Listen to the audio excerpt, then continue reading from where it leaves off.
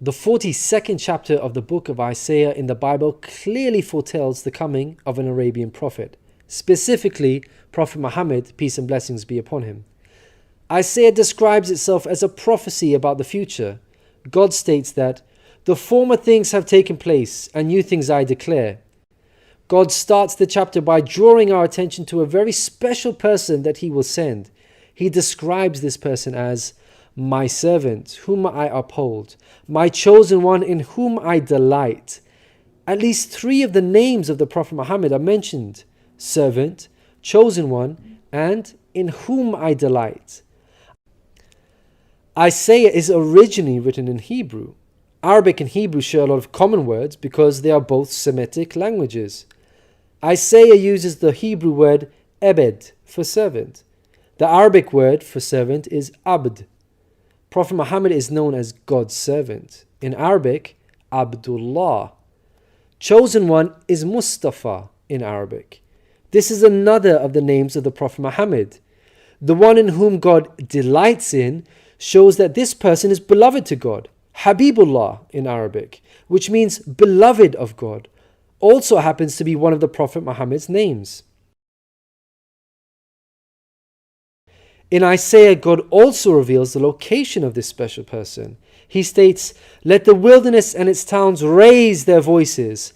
Let the settlements where Kedar lives rejoice." Out of all the nations on earth that God inspired Isaiah to mention, he chose to highlight Kedar's location, so we should pay special attention. Throughout the Bible, Kedar and his sons are linked to Arabia. For example, the book of Ezekiel tells us that Arabia and all the princes of Kedar were your favorite dealers in lambs, rams, and goats. In these they did business with you. In Isaiah, God goes on to narrow the location down further to a specific city within Arabia. He states that the people of Selah should sing for joy. Let them shout from the mountaintops. The place Selah pinpoints the exact location in Arabia. The place being spoken of is the city of Medina in Saudi Arabia, because Selah is the name of a famous mountain in Medina. Medina was the city of the Prophet Muhammad.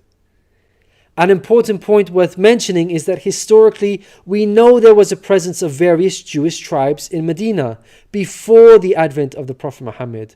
Both Jewish historians and Islamic history records this fact. The question then arises, why were there numerous Jewish tribes within Medina? The answer is that the learned Jews were aware of this prophecy in Isaiah and were anxiously awaiting the coming of a new prophet. Islamic history records the fact that whenever a dispute arose between the Jews and the Arabs in Medina, the Jews used to taunt their pagan Arab neighbors by saying, "When our prophet arrives, we shall obliterate you." The Quran also affirms this. God says, "Is it not a sign to them that the learned men of the children of Israel knew it as true?" In Isaiah, God informs us that the special person will bring something new. Mankind is told that we will sing to the Lord a new song, His praise from the ends of the earth. The statement "a new song" means a new law, a new way of worship. This is exactly what Islam represents. The emphasis on the new song here is singing the praise of God all over the earth.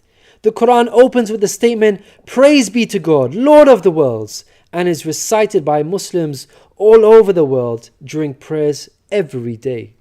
The new song cannot refer to Jesus because he did not bring about anything new. Rather, he confirmed the law of Moses that was already there. In the Gospel of Matthew, Jesus said, "Think not I am come to destroy the law or the prophets. I am not come to destroy, but fulfill." Jesus obeyed and followed the law of Moses throughout his life. Jesus didn't sing a new song. He sang the same song of Moses, the Torah. Moreover, the disciples of Jesus also followed the law of Moses, even after Jesus departed. In the book of Acts, we are told that the disciples looked to the Torah for guidance. For the law of Moses has been preached in every city from the earliest times. In Isaiah, God emphasizes the universal mission of the coming person by mentioning that he will be made a covenant for the people and a light for the Gentiles. Gentiles means non-Jews. The Quran confirms the Prophet Muhammad, peace be upon him, was sent to the whole of mankind, Jews and Gentiles alike. In the Quran, God tells us, "We have sent you, O Prophet, as a bearer of glad tidings and a warner for the whole of mankind, but most people have no knowledge." The verse in Isaiah cannot apply to Jesus, because in the Gospel of Matthew, Jesus said, "I was sent only to the lost sheep of Israel." In Isaiah, God further states that he will lead the blind by ways they have not known. Along unfamiliar paths I will guide them. The pagan Arabs at the time of the Prophet Muhammad fit this description perfectly, because they had not been sent a messenger prior to Muhammad. The Quran bears witness to this. God states that Muhammad was sent to warn a people to whom no warner has come before.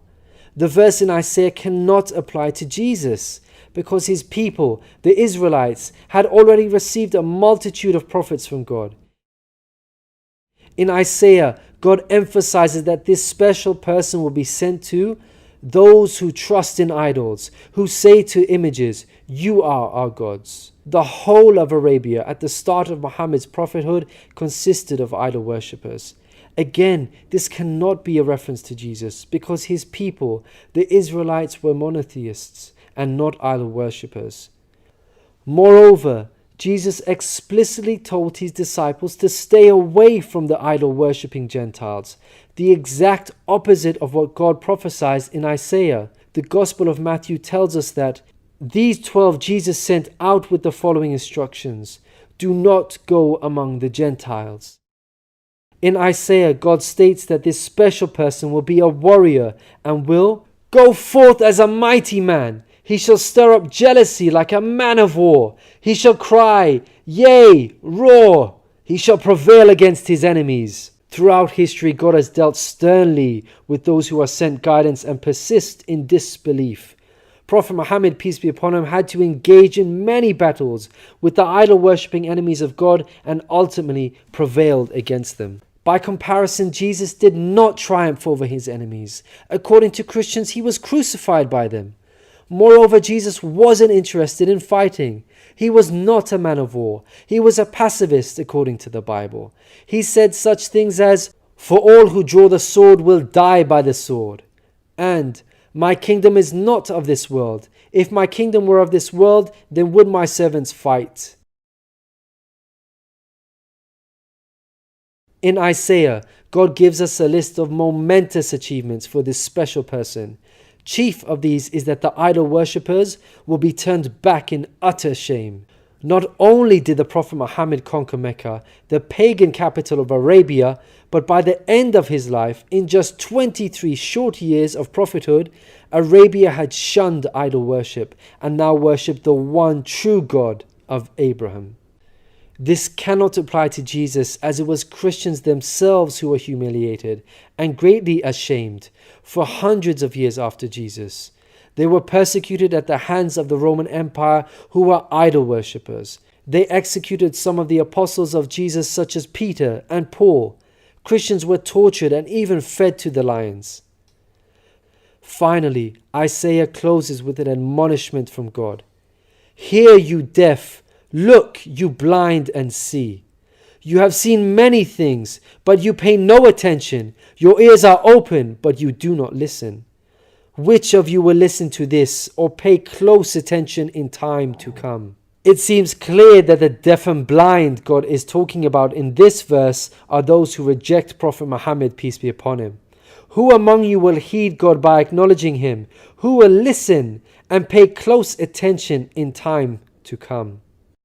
الذين يتبعون الرسول النبي الأمي الذي يجدونه مكتوبا عندهم في التوراة والإنجيل يأمرهم بالمعروف